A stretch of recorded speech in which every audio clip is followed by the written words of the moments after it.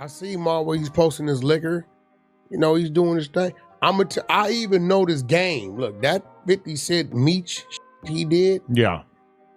Game even had to respond to that shit. In the unpredictable realm of hip-hop, loyalty is as fleeting as a whisper in a storm, and alliances can turn on a dime. Today's story, entitled Big Meech Claps Back at Rick Ross for Teaming Up with 50 Cent, dives deep into a narrative of ambition, betrayal, and the painful cost of broken promises.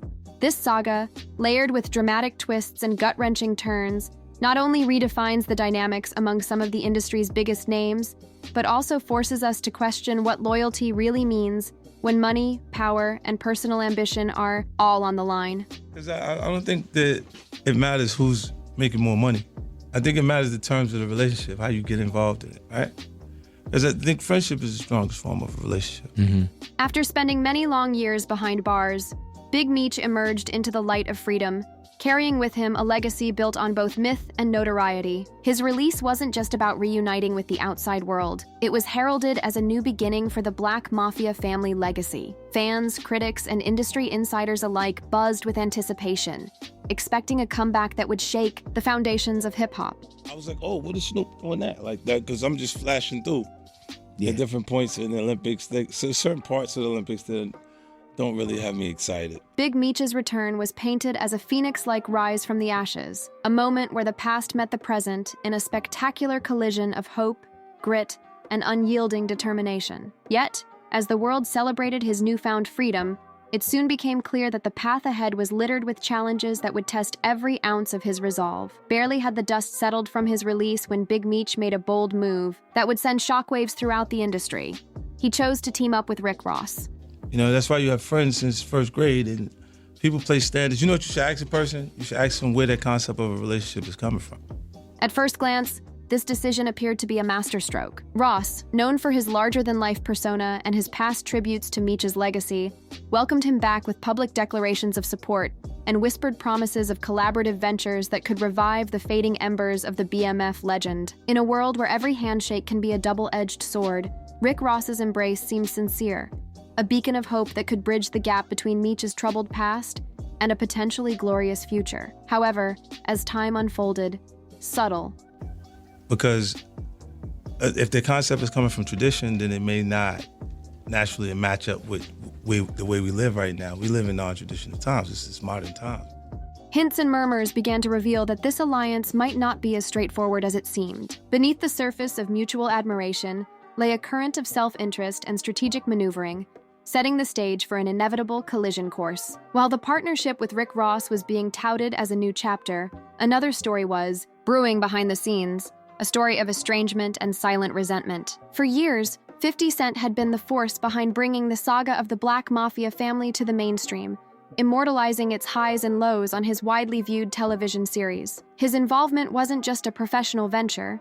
You know, he's posturing himself this way so he doesn't have to give his relatives money. I'm a man of the people, Curtis.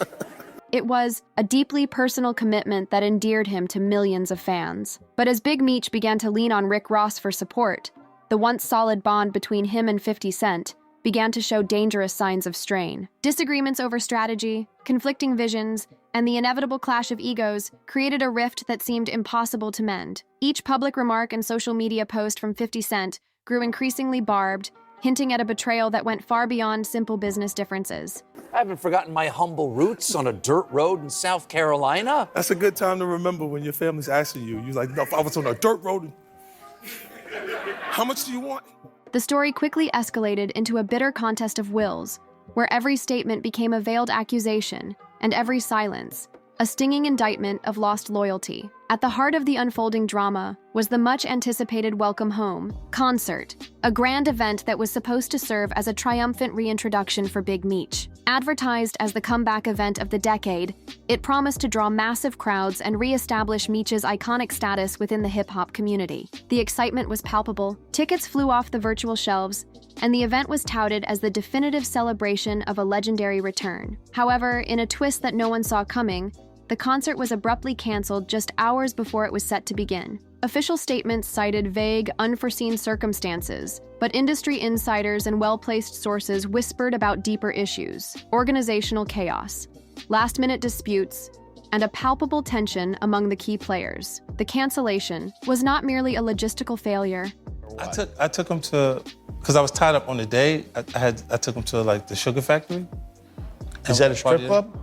It's something like that. It's almost like that for kids. It was a symbolic collapse, exposing the fractures in the alliances that had once promised so much. The shattered dreams of fans and the public spectacle of a failed event underscored the high stakes involved in every decision made by these larger-than-life figures. In the aftermath of the canceled concert, the true colors of the alliances began to reveal themselves. Rick Ross, who had initially been the rock-solid support for Big Meech's comeback, started to distance himself as quickly as he had embraced the idea. His once enthusiastic public endorsements gave way to a more measured, business-like approach that emphasized separating personal ties from professional dealings. Ross's retreat wasn't sudden.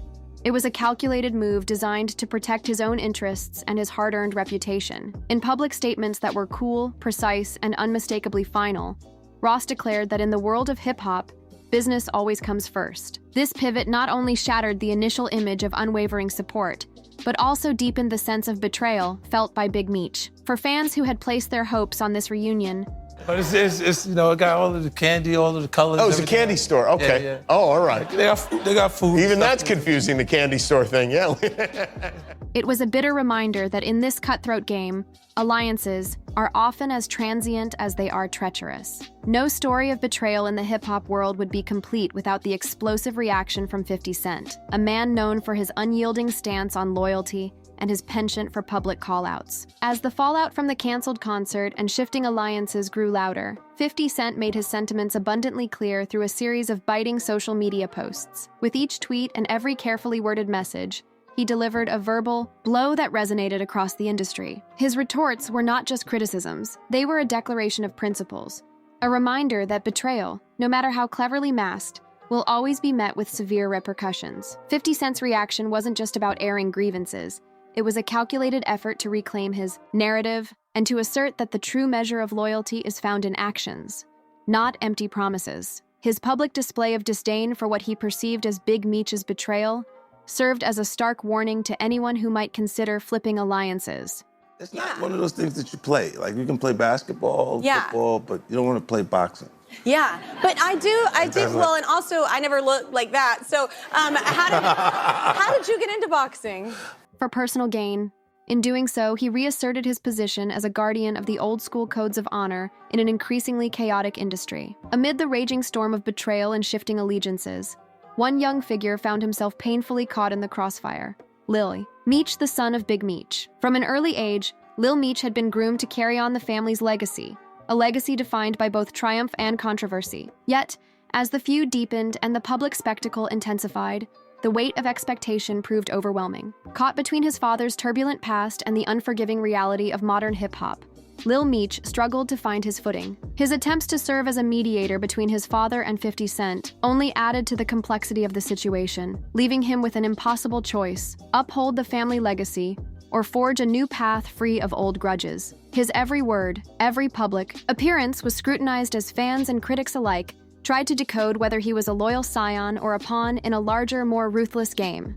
In the midst of personal heartache and public controversy, Lil Meech's struggle became emblematic of the broader challenges faced by the next generation in an industry where loyalty is often just a facade. I didn't do well in group sports. Oh, see, we're opposite. I love it. Yeah, I like to be where if I lose, it's my fault. Oh. Did I know exactly why we lost? Because you couldn't guard your man? As the drama unfolded, it became clear that this was more than just a business dispute. It was a stark lesson in the fragility of loyalty. Big Meech's journey from celebrated icon to betrayed figure shows that in the ruthless world of hip-hop, every decision carries heavy consequences. The collapse of the Welcome Home concert, Rick Ross's calculated retreat, and 50 Cent's scathing retorts reveal that promises can shatter in an instant, and alliances crumble at the slightest misstep. This chapter in the saga reminds us that in a landscape driven by ambition and profit, true loyalty is as delicate as glass, and betrayal can come from the most unexpected corners.